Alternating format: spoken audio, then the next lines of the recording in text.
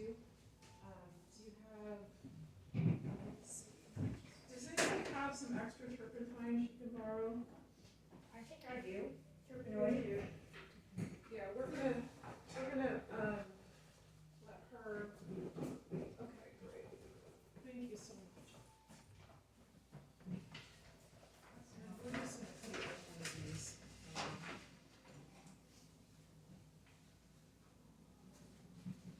All right, here's what we're gonna do.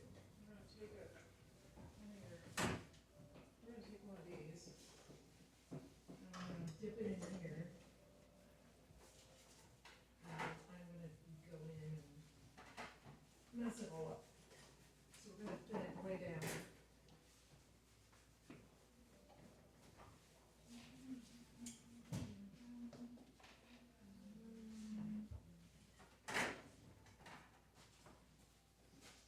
So I'm gonna cook it. And I'm gonna wipe it off. And Julie put it in. I did it. No worries.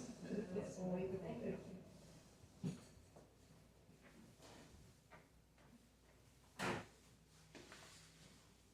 And then this is gonna make it easier to paint on top of. I thought I had, yellow ochre. Do you have yellow ochre? If anybody needs anything, I brought quite a bit of paint too. Oh, that's okay. So if you need something, if you need to borrow. Yeah, I have some And yellow then ochre. keep doing that until you get most of it, because otherwise it's gonna mix into everything you put on top. And see, that actually looks pretty nice. Is this water soluble or is this even? Yes. Okay, so we I have a mixture of both. You can use your other stuff, you just go for it. That's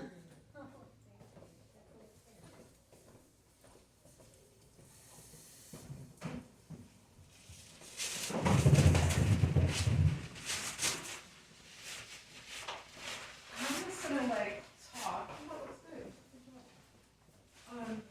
I'm just gonna talk, and you can listen to me or not while I'm doing this. I'm gonna set up my palette the way I normally do. I tend to put, I tend to go from light to dark with each like color family. And I also make my own black. I do chromatic black. So I'll usually mix ultramarine blue with burnt umber or burnt sienna to make my own black.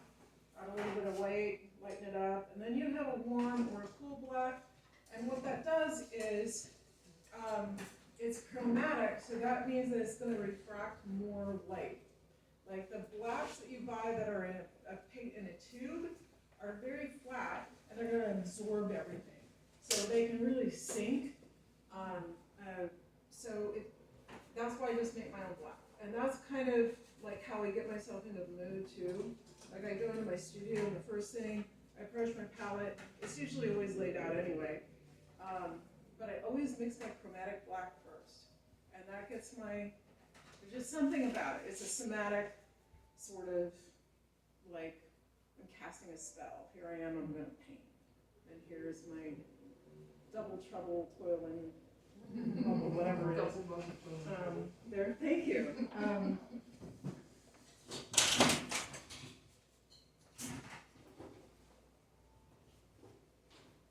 then we're gonna take a break at 2. So in about 25 minutes, we're gonna take a 5-minute break, okay?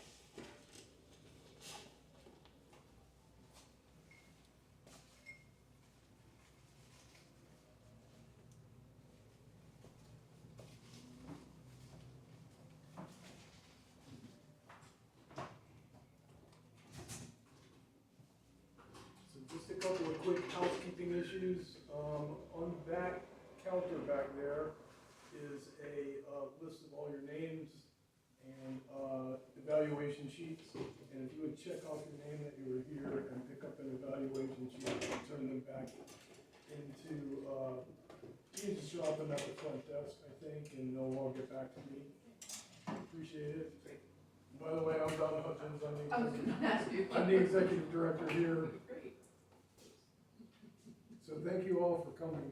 Appreciate it. Thank you for having this interesting piece. Absolutely.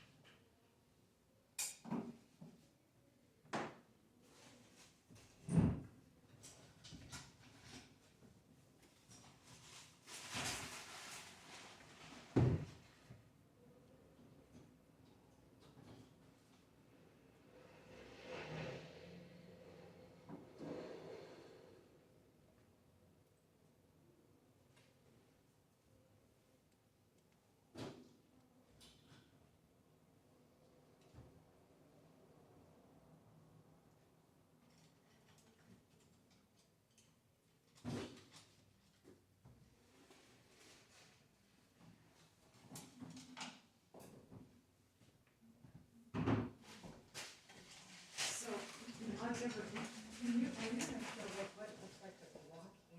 Yeah, I'm gonna do it right now. Oh, fabulous.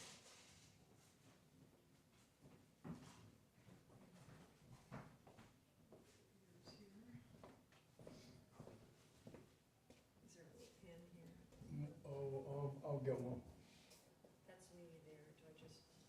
Yeah, you're just gonna check that you So attended you and said that you you like got to the use Dirt survey. Sienna to block in? Yeah, I like that, it's kind of a nice medium tone, and I kind of like what happens when it,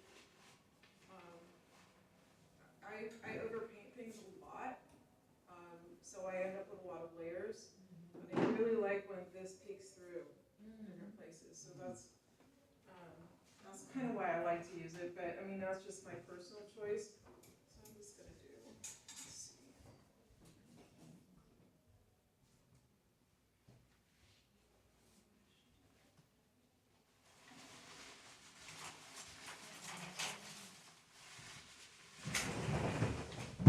I always stand when I paint too, like I never sit down. I do much better when it's. Yeah, then you're moving in and out and back and forth constantly, so.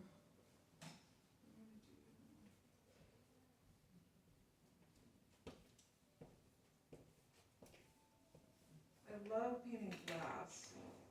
It's much simpler than you think. It's really fun. So here's what I do. So here's what I'm doing. It's kind of hard to, because I end up painting with that behind my back. Oh, yeah. But I'm gonna like hit here's my top of the highest part. Oh. So I do my dots first of where things are oriented, like that to the bottom. So I use my paintbrush a lot. So the vase at the bottom. So I've got that, it's gonna be there. So I'm choosing this to be kind of like off center, a at the top, and then that angle is about like this. So from there to here, so I use my angle, and that to the vase, so the bottom of the vase to the top of that thing, to the top of the vase, is about 2/3.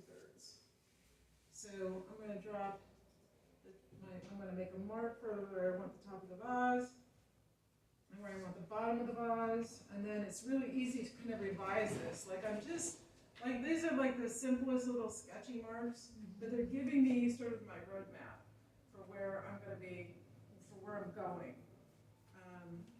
And this is just, I'm just using some burnt sienna. Sometimes I get fancy and I really want a little, I want it slightly darker, so I put a little raw umber or burnt umber in there too, and it drops it just a little bit. That's just only important to me. But like here, I'm working in, like this is going to be my top of the vase. I'm placing my vase in space. And then the bottom of the vase. Should we be mixing in any turpenoid with the paint? I am, yeah, so I'm using a thin paint right now, because I don't want it to be too heavy, and you can always like wipe it down. So don't be afraid to just wipe some of the paint down if it gets thick, because with olive prima, the heavier the paint gets, we want to get it, we don't want to go heavy until it's like later in the process. If you get heavy early on, you're just going to make mud, because it's wet on wet. So unless, I mean, there's always exceptions to everything, and that's the beauty of art, is that I can tell you what the rules are, but you can just do whatever you want, and it's not wrong. But you know, like people who paint wet on wet with palette knives go super thick, super early. You know, different technique, it's all good. So this is how I get my angles. Like right now I'm looking at the top of the handle to the center of the bottom of the vase. And I'm gonna get that angle right. So I'm gonna mark it there, these flowers make this angle. I'm not looking at individual flowers, I'm looking at how they relate to each other. And what shapes and angles, like I have a triangle here. These flowers make this really pretty little triangle. And so I'm only paying attention to that triangle and how is that related to that handle and the bottom of the vase. So it's here, and here.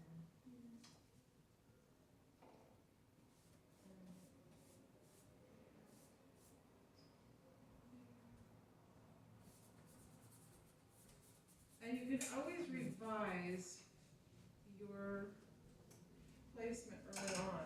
You just wipe it out with a paper towel and go for it again.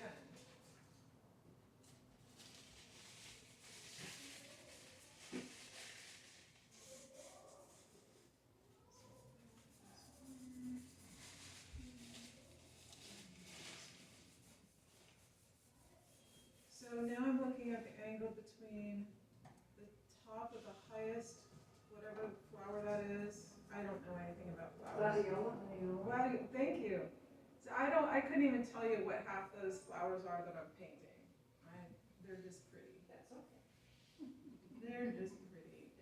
None of it matters. Okay, so that's good. So that's here.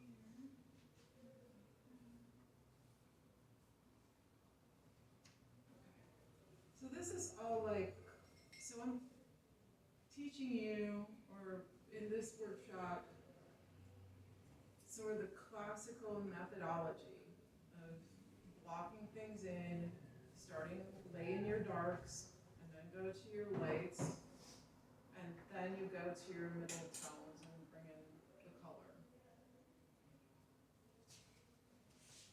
And that's not taught at a lot of places anymore.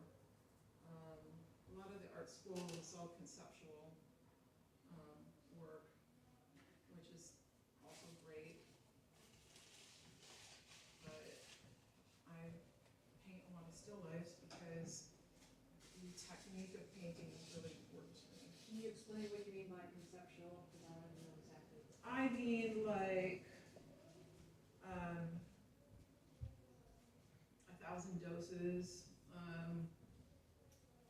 you know, where the idea, it has nothing to do with technical skill with any medium, it's all about the idea. Like, 10,000 doses was a piece, it had all these vials that said it was 10,000 doses of LSD, and it was shown in a gallery in the gallery district in Chicago. And the police came and it was confiscated and made the front page of the Chicago Tribune. And of course there was no LSD in it. But the art, it's the reaction that it got from the community and the newspapers and law enforcement, and that's the art piece. That was the Okay, art. I understand. The best piece I think I ever saw was also in Chicago, and I can't remember the name of it, but it was this old wooden rowing machine, you know, those exercise machines, and it was hooked up to a projector, pointed at this wall, and you would get into this, you would sit down in this rowing machine in the gallery, you would start rowing, and you realized very quickly something was wrong. The rowing machine was broken, it was very difficult, like it took extreme effort. But as soon as you started going, this projector would start projecting this bird flying across the wall. And you were generating that. But it was such hard work that you'd stop and take a break, and it would reset to the beginning. And you'd be like, I lost all my progress because I stopped to rest for a second. This is hard work. I thought that was probably one of the most brilliant conceptual art pieces. You know, it's a allegory, it's a metaphor for life, right? For modern life. That's cool. Freaking brilliant. So this is. But it had nothing to do with painting or drawing or But made you aware of, right. What did you think about a banana taped to the wall? Well, that was supposed to be a tongue-in-cheek kind of thing. So here's where, so that's how I start. So there's not a lot, so I'm marking out where I'm going. It's my map for what I'm doing. And then, you know, I'll get that going there. My handle is over here. This shape, and don't worry about getting the shapes very right. It's, you know, we're not doing photorealism. But, you know, then I just kind of start, and I'm not afraid to like revise. You know, just keep revising until you get this shape that you think you want. And my seascapes are really fun that way because I just start, I use a lot of source photos, but then I get to play around with it and put it where I want it. And you have to kind of get the,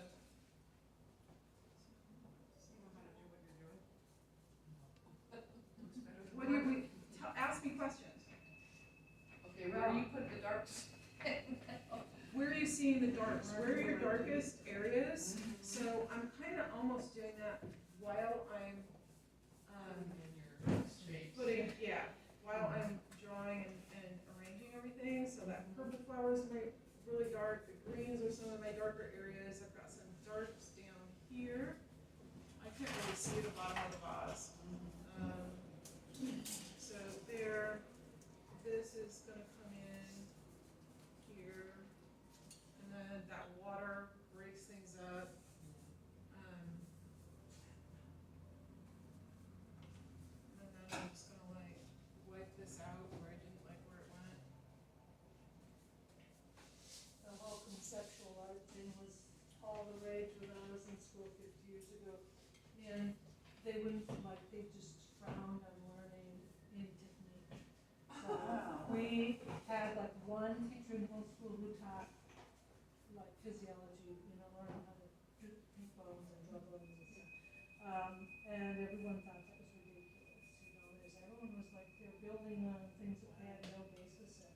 They didn't know the fundamentals, Yeah. but they were willing to Like just even go Picasso jump right into it. did excellent Yeah. anatomically correct Yeah. drawings for No, 20 years these people before he. thought that they could just take They what just other did. people had done, stand on their shoulders and go.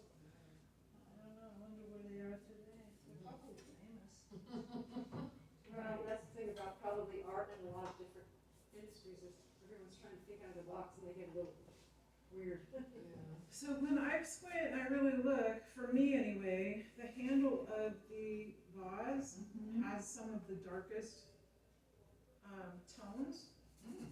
So, and that's the trick of looking at glass, Yeah. is to just like squint and forget what the object is and just look at the shapes, the values in the shapes.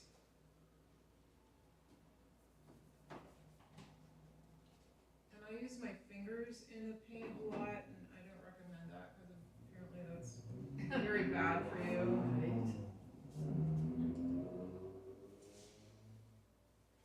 And sometimes I'll change the shape of a vase a little bit because it just feels right to do that.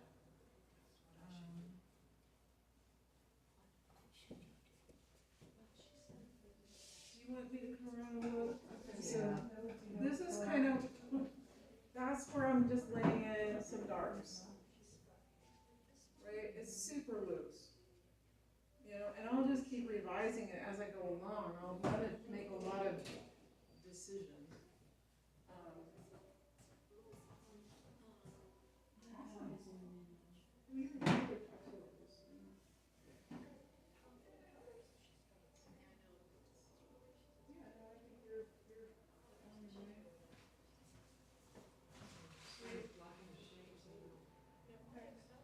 And let's go with, once you get kind of like it down where you want things to be placed, then move to your largest brush, right?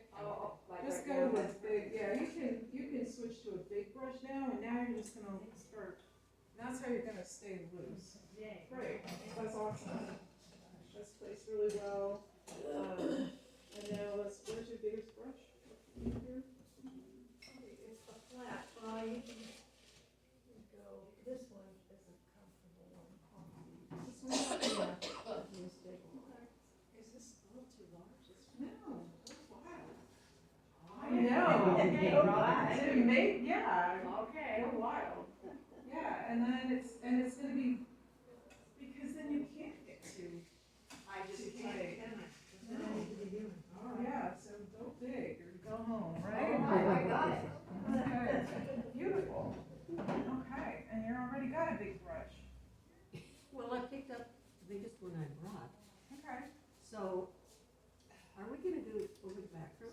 You can if you want, Okay. or you can do, I can also show you what I do with backgrounds. I'll go grab one of my paintings Okay. and just take it off the Sure. wall.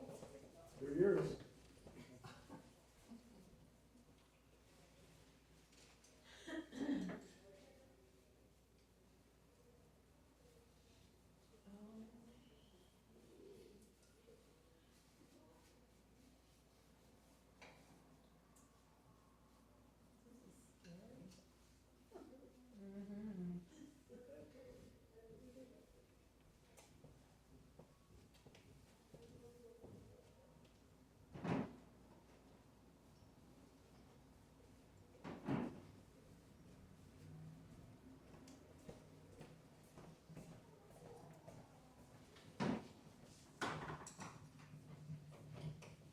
Okay, so these are two wildly different backgrounds. So this one is just a color field, right? It gives variation, it gives light and dark, but I don't care what was behind it. It was, for me, it was about the flowers.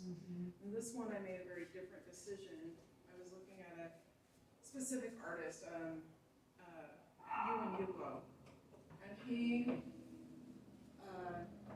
part of his style is that he uses organic shapes, whether it's flowers or figures or whatever, against a very geometric background. So, but it's all invented, you know, so the background's completely invented. And it reflects kind of my color, the color composition, the decisions that I made. And then compositionally, some of those, these things, I'm using like golden mean and armature of a rectangle and